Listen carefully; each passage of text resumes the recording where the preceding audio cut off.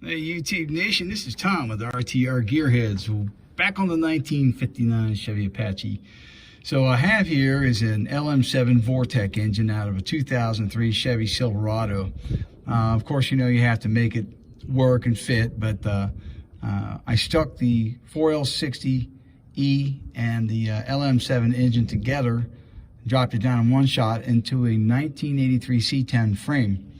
Along with that, of course, you know, we put battery tray in, and then we've got these really hot looking headers right about there.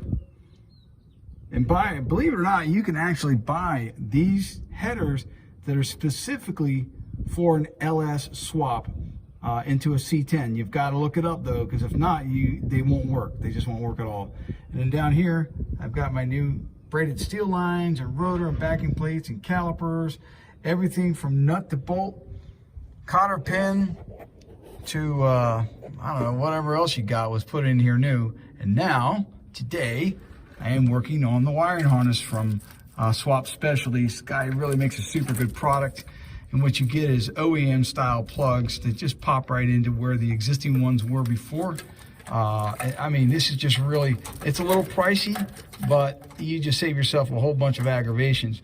He's even gone so far as to give you the accurate transmission plug, and he labels everything for you, so there is no goofing up. It's all plug and play. Have a happy day. I mean, really super good stuff. I'm very happy with it. Yeah, so other than getting that one plug stuck down there, and I'll worry about that later. Anyway, so the actual plugs right here, they're all pre-bent to go right into the angle of how the factory ones came out. I mean, everything goes back together perfectly. Super nice. Yeah, we'll pick this up again in part number 2, but today this is what I'm doing.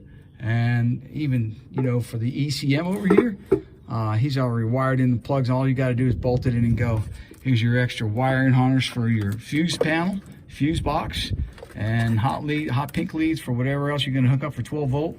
Again, everything's labeled very clearly what you need to do. Like there's the data link communication connector right there. Good stuff. Since the last time you guys saw this, I have put on the new power booster, and of course new steering set up there with the Heims joint, and I have tilt steering. Yeah, it's come a long way since the last year when I showed them. All right, we'll pick up in part 2.